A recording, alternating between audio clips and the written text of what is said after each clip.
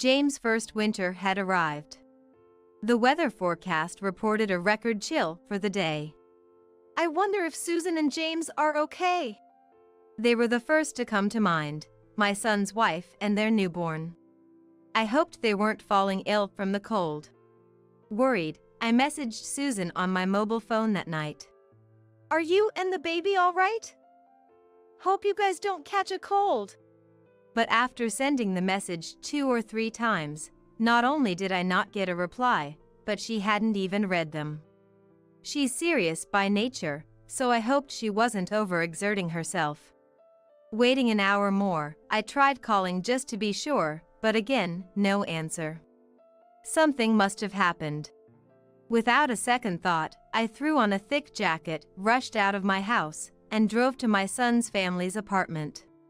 Ringing the doorbell yielded no response, and I imagined Susan collapsed inside. I immediately called the apartment manager to have the door unlocked. No lights were on inside, only the faint intrusion of streetlights. Groping along the wall, I relied on memory to find the switch. But no matter how many times I flipped it, the electricity wouldn't come on. What's going on? Anxiety and irritation were about to make me explode. Reluctantly, I lit up the interior with my mobile phone's light as I stepped in. Susan, are you there? Perhaps they were just out. As I was about to turn back, I thought I heard a baby's cry from the direction of the bedroom. Susan, are you there? I immediately headed toward the bedroom where I thought I heard the voice. Susan! There, Susan was shivering from the cold, wrapping the newborn James in a blanket, trying desperately to protect him. What happened? Shining the light, I was shocked to see Susan's long hair, her pride and joy, chopped off nearly to baldness. This is terrible. How could this happen? My name is Elizabeth, and I am 61 years old. I have worked as a hairdresser for many years in my home-based salon. Enjoying leisurely chats with my beloved clients while working has been my greatest joy. The shop was something my husband and I started together. He passed away from cancer at a young age. It was right after our son, John, was born. Yet, I didn't falter and raised John on my own. However, John wouldn't listen to anything I said and started skipping classes in middle school. When he did go, he caused trouble, and I was called to apologize countless times. After graduating middle school, John started going out every day. Was it a feeling of inferiority because he didn't have a father? Or was it my failure as a mother? Unable to find an answer, I was always worried about John's future. So when one day, out of the blue, John said, "I want to be a hairdresser," I wondered if I was dreaming. What brought this on? Being a hairdresser is cool, you know. John replied with a laugh. Kids do end up following in their parents' footsteps, no matter what they say. Regardless of the reason, I was happy to see my son finally showing interest in his future. John graduated from beauty school smoothly and began working as an assistant at the shop where the beauty school graduate owned.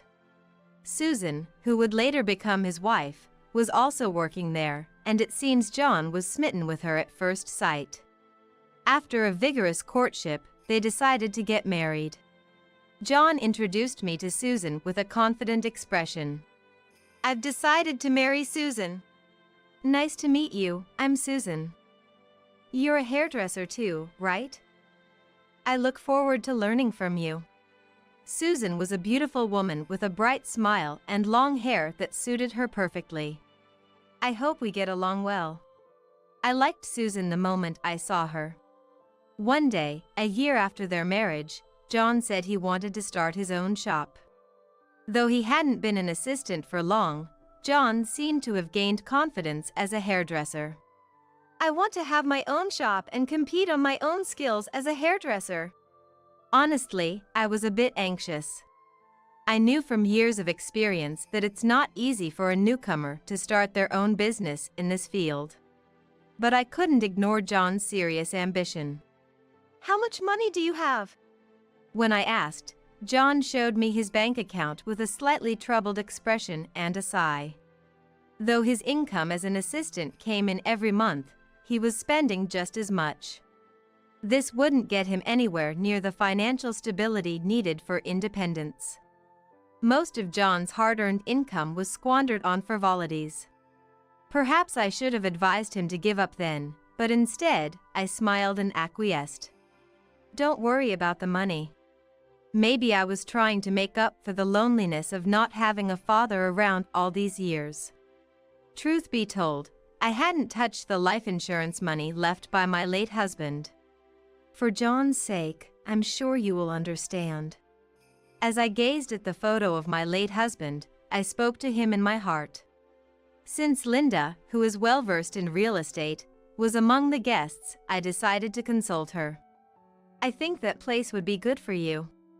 It was a property that had been used as a hair salon until 6 months ago, but the owner, being elderly, had apparently closed the shop. The location isn't bad, so it might just be perfect for your son's startup. Furthermore, when it came time to start the renovation work, thanks to the help of other guests, the construction went smoothly. And the opening of the shop came in no time. I never thought you would become independent in such a short period. You better thank everyone. You can't do anything on your own, after all. I know that. I'm grateful to you, Mom. After that, I entrusted John with the bank account containing the remainder of my husband's estate. The purchase and renovation costs of the property turned out to be unexpectedly low, so more than half of my husband's estate was still left. This is a gift from Dad to you. Use it carefully for business expenses. Don't ever waste it. Yeah. I'm not a kid, I know without being told every time. John chuckled, somewhat annoyed. Elizabeth, please rest assured. I'll keep a strict eye on John to make sure he doesn't use it for anything strange. I couldn't help but laugh at Susan's words.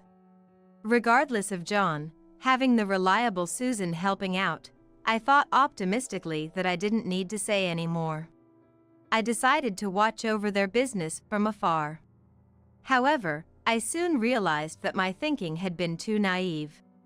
Susan, after finishing her work, would occasionally visit my shop to update me on their progress, and each time, her expression grew darker and more troubled.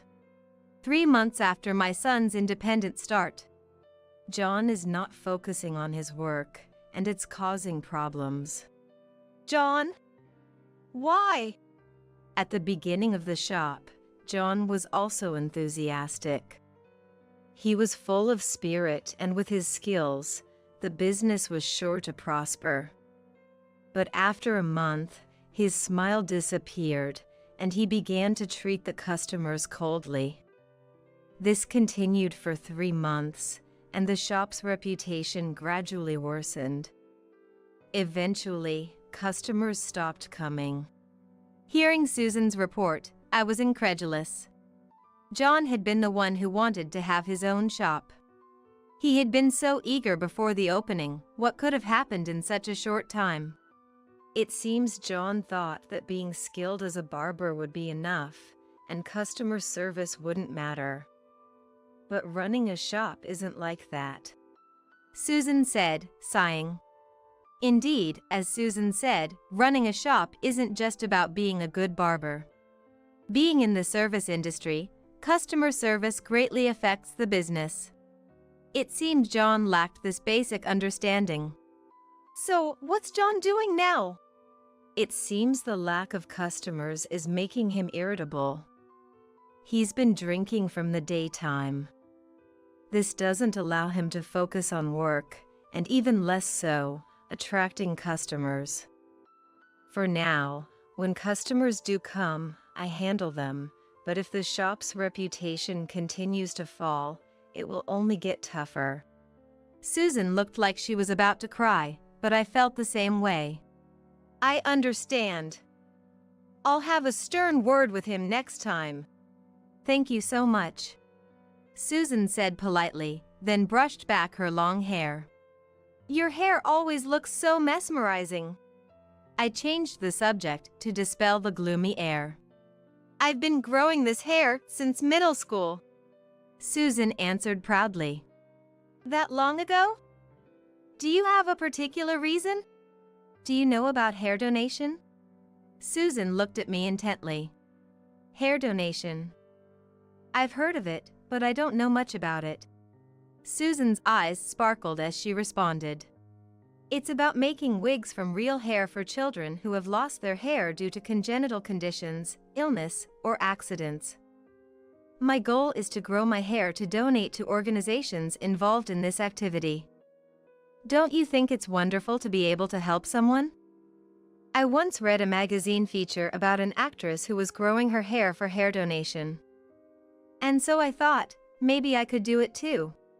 Susan, you're still young, but that's very admirable.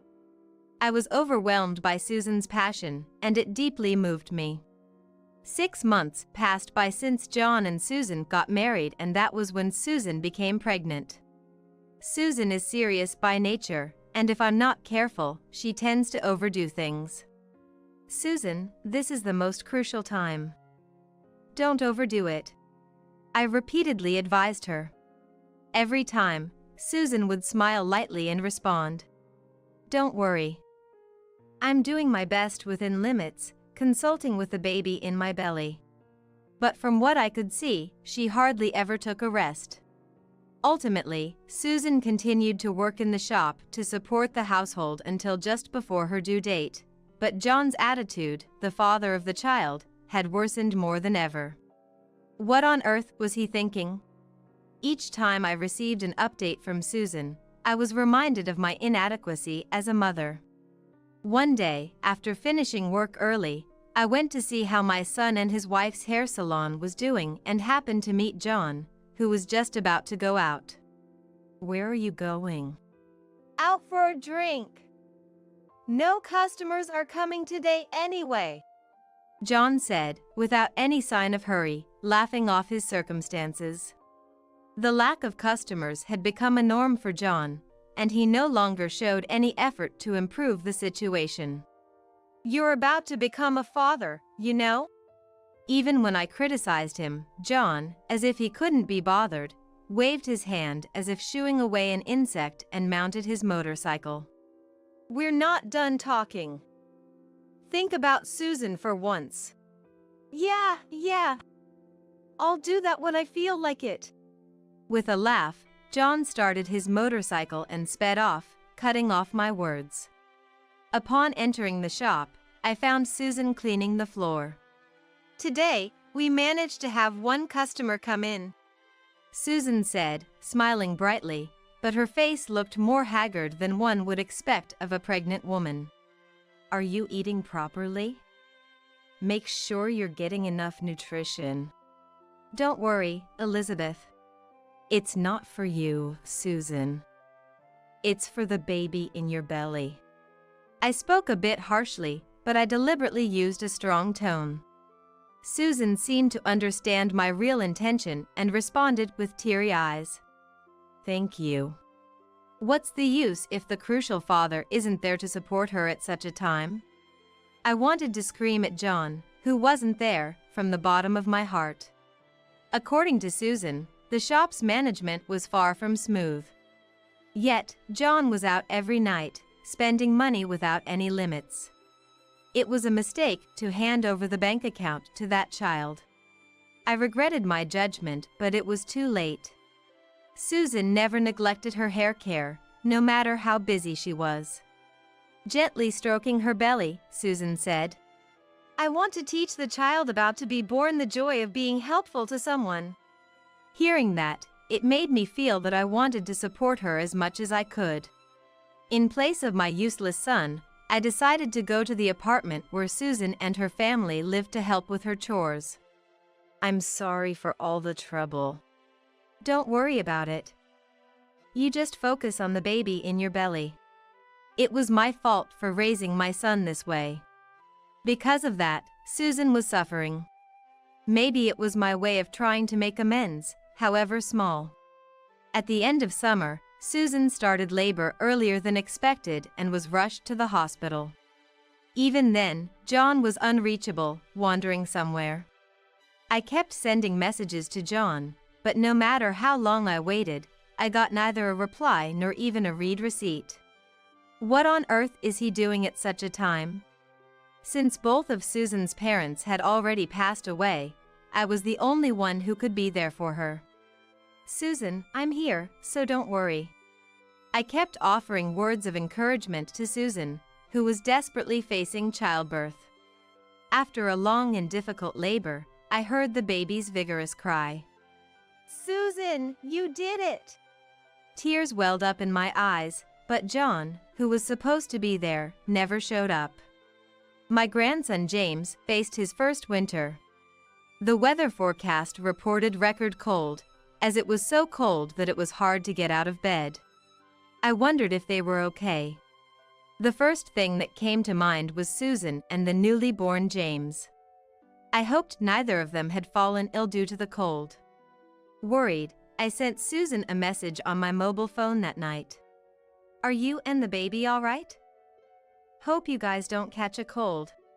But after sending the message 2 or 3 times, there was no reply, not even a read. I worried that Susan might have fallen ill and become unable to move. I hoped her serious nature hadn't led her to overdo it. After waiting another hour, I called just to be sure, but the result was the same. Something must have happened. Without a second thought, I put on a thick jacket and rushed out of my home, driving to the apartment where my son's family lived. When I parked in front of the apartment, the house was enveloped in darkness. It's not unusual for families to spend the end of the year and the new year abroad, but I hadn't heard any such plans from Susan and her family.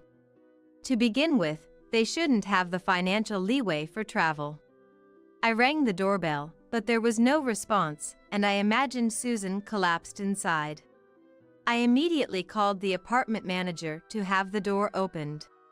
After thanking the manager, who said they would wait outside, I stepped into the house. There was no light anywhere, and only the whiteness of the streetlights faintly seeped in.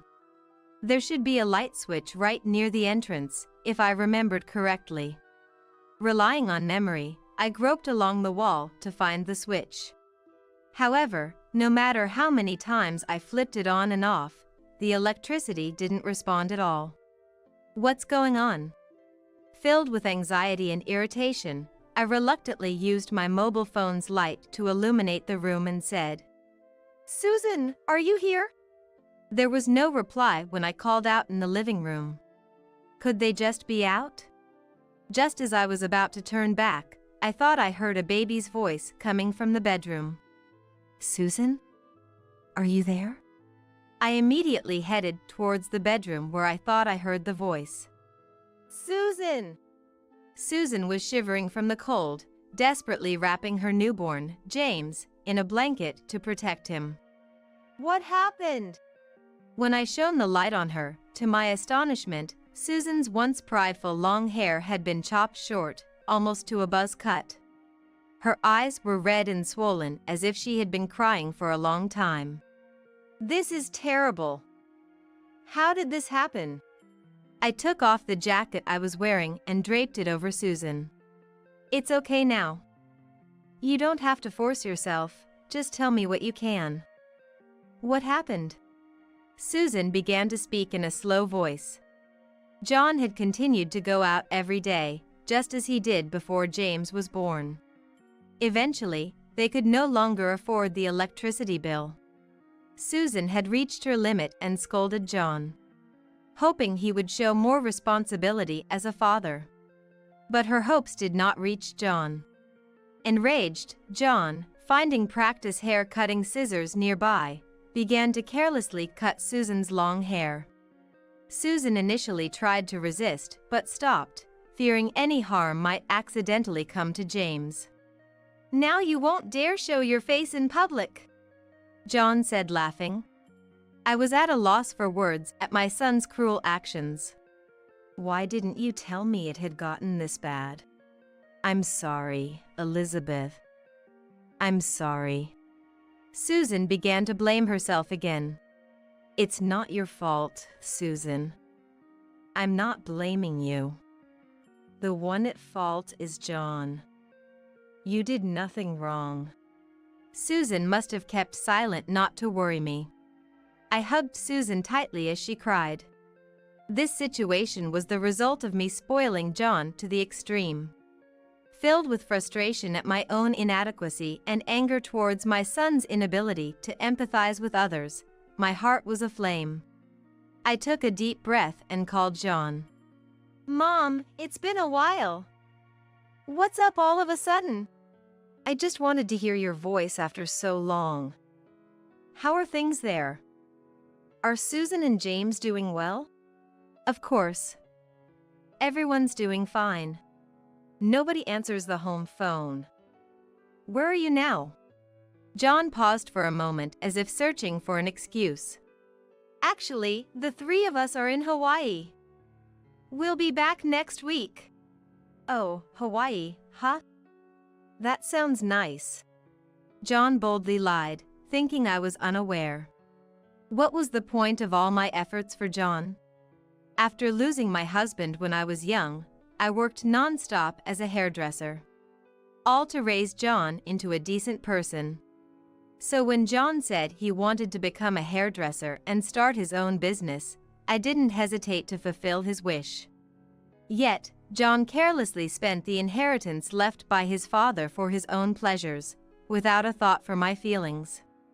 Even worse, he treated his wife and child with unimaginable cruelty. I could never forgive him. My expectations for John turned into disappointment. What would you like as a souvenir? Look forward to it. Anything is fine. You're coming back next week, right? Just come back safely. Hey, Mom, you sound a bit off. What's wrong? John seemed to be saying something else, but I hung up without paying him any further attention. I thanked the manager who was waiting outside the apartment and decided to take Susan and James back to my home. Then, I called everywhere I could think of. A week passed, and I received a call from John on my mobile phone. He was in high spirits, saying he had just landed at the airport. I'm back. I even bought souvenirs for you. John was trying to play the part of the dutiful son now, but my heart wasn't fooled. That's nice. I replied in a monotone voice, but John seemed oblivious to the change in my tone. Soon, a taxi stopped in front of me. Apparently, he had enjoyed his trip to Hawaii, as you could clearly see the tan lines from sunglasses around his eyes while he unloaded tons of luggage from the trunk. He took out keys from his pocket and headed towards the house where his wife and son were supposed to be waiting. He probably thought the door would open easily once he turned the key. However, no matter how many times he tried, the key wouldn't fit the lock. What's this? What's going on? John voiced his irritation. I quietly approached from behind and asked with a smile, "Did you enjoy your trip to Hawaii?" Though my heart was boiling with anger. Mom, you knew? Seeing me, John somehow looked relieved, as if misunderstanding my presence. Listen, Mom. I just got back and tried to enter the house, but the key won't fit. It must be some kind of prank by her. Susan must have done this because I went on a trip alone. He seemed to want to play the victim, blaming Susan. You left Susan and newborn James to go on a trip, and what were you doing? I've told you a million times. I was in Hawaii with my family. Didn't you just say you went on a trip alone? When I pointed out the contradiction, John was at a loss for words. To think you could lie about going to Hawaii with your family. Susan was, cut off from electricity, shivering in the cold, holding James close to keep him warm. And to cut off Susan's long hair she was so proud of, don't you feel any remorse as a human being? That was bad, I admit. but I really need to get inside the house now. It's freezing. John showed no remorse, rubbing his arms for warmth. The cold Susan and James experienced was nothing compared to this. And your home isn't here anymore. I've canceled the apartment lease. You'll have to find your own place to live from now on. Canceled? Why would you do something like that? John panicked, but the apartment lease was in my name to begin with. Since we couldn't keep talking outside, I took John to a nearby cafe to listen to him. John sipped the coffee he ordered, probably not tasting anything. His face went pale as he shifted his gaze between me and the coffee. You were struggling to pay the electricity bill, yet you could afford a trip to Hawaii?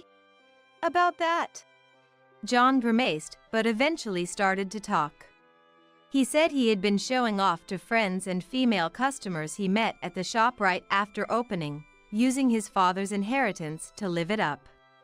Such spending would quickly deplete even a large inheritance, something John knew well. Yet, after running through the inheritance, John continued to borrow money to buy gifts for his friends and take them on trips. The shop isn't doing well, yet you're quite the spender. Don't worry. I'm a professional hairdresser. If I put in the effort, customers will come, and I can support my family. Where this confidence came from, John couldn't say, but he answered with conviction. I gave John a cold look. About your shop, I've already sold it. All the equipment, too. It's too late to get it back now. And shattered his baseless confidence. You're lying, right? Why would you do something like that? John slammed the table, his face turning red. Oh, you were planning to continue with the shop? I thought you had abandoned it since you left everything to Susan. Besides, I bought the building and the land for the shop and it's in my name. You have no right to complain now. So, my going out was all for attracting customers. I had it all planned out. John looked like a child about to cry because he couldn't get the toy he wanted. If you're so confident in your skills, you'll bounce back quickly. I coldly pushed my son away, leaving only the money for the coffee on the table before exiting the cafe. A month passed. Susan and I avoided contact with John, but bad rumors naturally reach a parent's ears. After being rejected by me, John apparently turned to his friends, asking them for money. But those friends had originally gathered around John for his money. As expected, none of them were willing to help John now that he had lost his financial power. Furthermore, John was reported to the police for stalking female customers he had approached in his shop. Although he got off with just a stern warning from the police, he was thoroughly reminded of the value of personal connections. John then completely vanished from our lives. He's probably living alone and in fear of debt collectors by now. Everything that happened to him was all caused by him and no one else. My anger towards John isn't just about his reckless spending. What's unforgivable is how he neglected Susan and James, pushing them into a difficult life. And for cutting off Susan's long hair, which she had grown out and cared for over many years, for selfish reasons. That foolish act might have robbed unknown children of a brighter future, who would have eagerly awaited Susan's hair. As someone who also works with hair, John's actions are inexcusable. John will need a long time to understand the pain Susan has endured. Susan herself doesn't speak of her emotional pain, but it's clear she's hurt. She seems to keep her feelings to herself, not wanting to worry me. Wanting to help somehow, I asked my fellow hairdressers to make a wig especially for Susan. It won't make up for my son's mistakes, but please use this. Thank you, Elizabeth. Susan smiled and thanked me, but tears were rolling down her cheeks. Using my back pain as an excuse, I asked Susan to help out in the shop. Susan threw herself into work, as if trying to forget her emotional scars.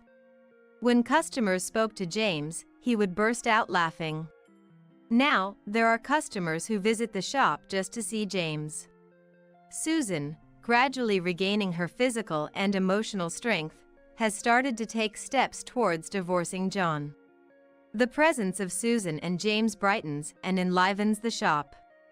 Drawn by Susan's cheerful atmosphere, many women, also raising children, started coming to the shop as customers. All right, let's work hard and do our best.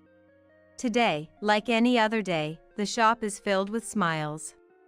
In the corner of the shop, James is sleeping soundly, making cute little snores.